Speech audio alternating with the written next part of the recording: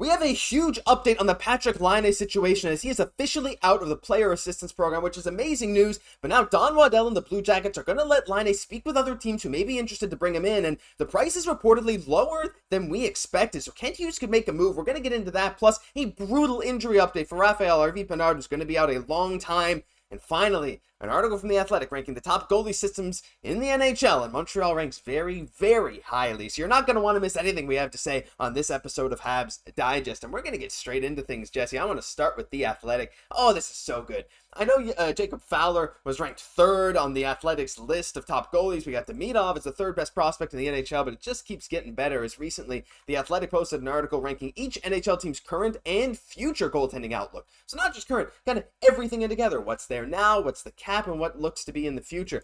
But where does Montreal rank? But fourth.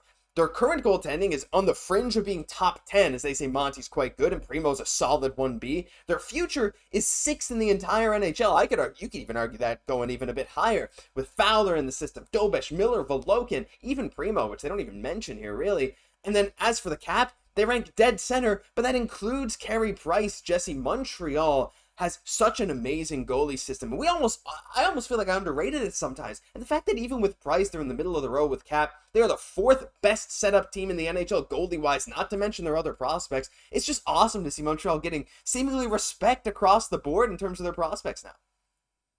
Yes, thank you so much to The Athletic, and love to see Fowler getting so much love, because you have to feel like Montembeault, for sure, having a good contract, good term, everything else. Obviously, Primeau having a 9-10 save percentage, just being 24, you have to feel like being part of a 3-goalie tandem. It's like Primeau's going to be better next year as well, right? Oh, yeah. And that's going to be one of the stories for us to watch. Like, will Primeau be able to kind of give Monty a run for that 1A, just like how Monty was able to give Jake Allen that run for the 1A. There's a lot of work to make that happen. Obviously, Monty's doing a great job, though, for a team that obviously hasn't been the strongest in front of him. He's shown that if you can give him some solid defense, some solid play, he's going to give you a chance to win every single night, right? So you can't really ask too much more of that. So absolutely amazing. But getting to the future, right? I think Fowler weighing so heavily, the future being one of the key, figures in this model here, right? Is we know that star potential, right? And this is why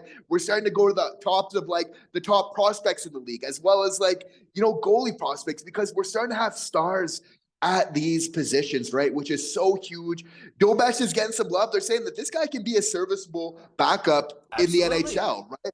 And you have to feel like between Volokin or Miller, I'd have to say between both of them, there's a solid chance that at least one of them becomes at least a backup in the NHL, right? So we're getting some depth, which is big. There's still a lot of runway for them, but we got, that volume, but as well, that quality on top of it. So that's really the way you want to play the game. Yeah, absolutely. It's unbelievable. Like, again, that's kind of the big thing with the Habs. And maybe in a video tomorrow, we'll be talking about some Habs prospect top 10 rankings. But the thing with Montreal is, Jesse, they got depth at every single position of the prospect. And final thing I wanted to show on this, their bottom line. I know it's not talking about you, but I thought it was fun to bring up. The future's bright in Montreal, a town that's used to having elite goaltending. The present's a bit more debatable, but if Jesse's on board, then so are we. Jesse, are you on board?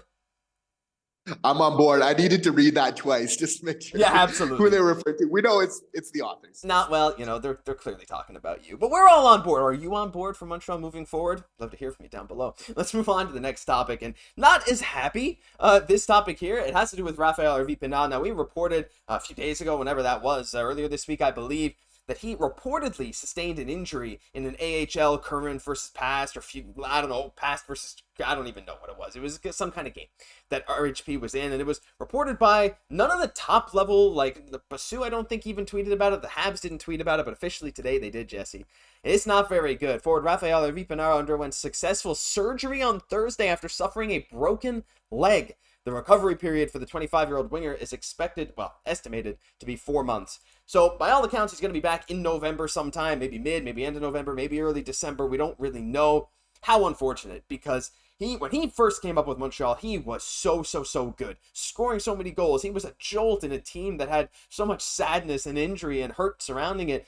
But then last season, he just couldn't put it together. He got hurt again, and now going into what many insiders are saying, the most important offseason of his career, the most important training camp of his career. We're not going to argue with that. He gets hurt again, and so I'm sad for Harvey-Pinard, but also this opens up another roster spot, Jesse. Do the Habs keep the Quebec quota with adding Alex Barré-Boulet to the lineup? Does this, like, for sure make Joshua Watt a lock? I think he was anyway. Does this maybe give some room for a name that we're not even really thinking about now, like an Emil Heineman? I don't know, but it opens up a spot. But first and foremost, I'm just so sad to hear this for RHP.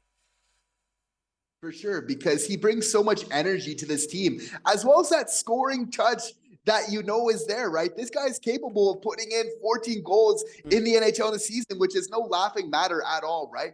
But just for that intensity that he brings, that makes him kind of that ideal bottom six type of player. Even though he wasn't the biggest, when you're playing that energy, he plays a lot bigger than his size. That's what you're looking for from your third and your fourth line especially, right? It makes me definitely think, obviously, makes it a little bit easier for Florian Xhekaj to make his way at some point over this year for another guy that can bring that energy again, which is what you're looking for on that fourth line. We know there's a little bit of offense there as well. Think about RHP though, 7th round pick. He's fought for everything that he has in his NHL career. I don't believe that he's done doing that, so I'm looking forward to seeing him back and to give him a little bit more of an opportunity, see what he can truly do, because I don't want to give up on this player, but definitely a big blow for him here. Yeah, and if I want to be realistic, I think the guy that's most likely going to be a lock with RHP out is probably Pezzetta, because he is another one of those guys that brings energy. I love watching Michael Pezzetta play. He's so fun to watch. So we'll see what happens, but brutal news for RHP. Who do you think replaces him in the lineup, or did you even have him in the lineup in the first place? Let us know down below, because this adds a little wrinkle into the Habs opening day starting lineup. Jesse, final topic.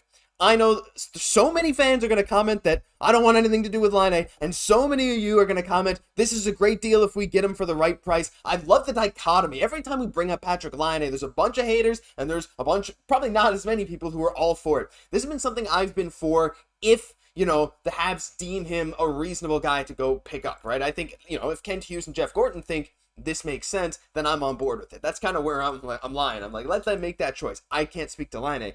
But now teams can, Jesse. As Patrik Laine, first off, amazing news. So happy to hear that Laine is now eligible to return from the player assistance program. He was in there for 6 months and was dealing with a lot of stuff. First and foremost, I think we can all agree this is an amazing bit of news. So good to hear for Patrik Laine.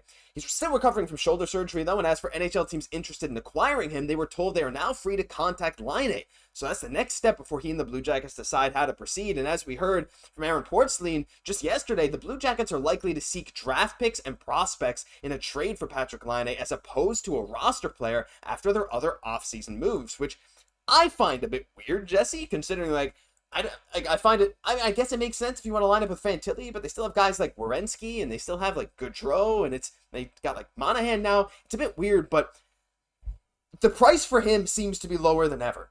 And if the Habs are able to get rid of, let's assume they re-sign Barron and Xhekaj for a combined $3 million, $3.5 million. The Habs are going to have to move out. If they can move out $3 million in salary while bringing in, say, a Laine, they can fit him completely in under the cap, including Price's contract. So I'm just saying, Montreal has some of the most cap flexibility in the league. They are a team that's in a position to take a risk on a young, very, very talented forward.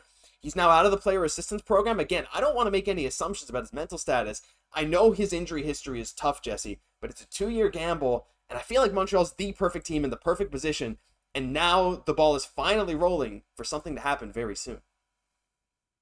A lot of Habs fans are starting to slowly become in favor of this, which is really surprising to see.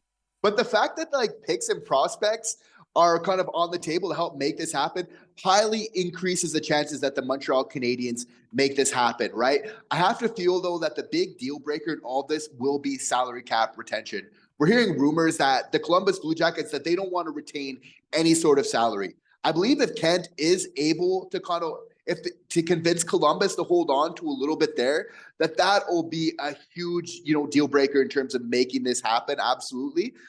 He's a player that plays the left wing, right, as we see here. And we know that is a position of weakness for the Montreal Canadiens. So that as well kind of adds to the likelihood here. We know that he's a good player. If we look at his stats, if he's in the lineup and he's playing a fair amount of games, we know that he produces, right? It's more of kind of a mental thing for Patrik Laine, you could say, but also kind of a health thing, I would say as well. Just as long as he's in the lineup, and healthy, there's a good chances that he's going to be one of the top contributors on your team, right?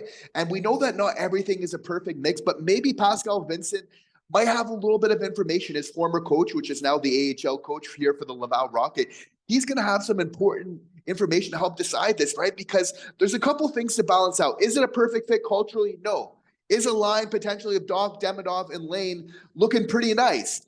Absolutely, right? So you need to kind of balance those two things out. And again, I'm going to trust Kent to really have the intel on this to make a really informed decision. Yeah, there's a lot of points on both sides. It's like he has a brutal injury history. Pascal Vincent and Patrik Laine do not seemingly have a good relationship, though that's somewhat speculative, but somewhat not. But you can't imagine it's like super amicable. And again, like the culture fit, we're just not sure. There's just a ton of question marks surrounding him. However, if the Jackets are looking for picks and prospects and a team to take on his full cap hit, I don't think there's a single team in the NHL that's better suited to move that kind of stuff than Montreal. Actually, maybe Anaheim. I actually think Anaheim is going to very much be in the race for this as well. But Montreal, I would say, is in a position where like maybe they're slightly more ahead in terms of bringing someone in to be ready to make that next step. I don't know, Anaheim's pretty close too, but I think Montreal is like right on that cusp. So he could put us over the edge, guys.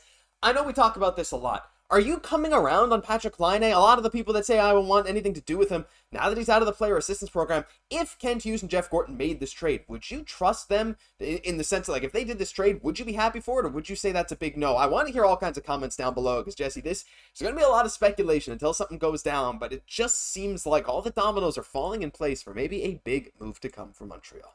But that'll do it for this episode of Habs Digest. Thank you all for watching every single day. We really appreciate all the support.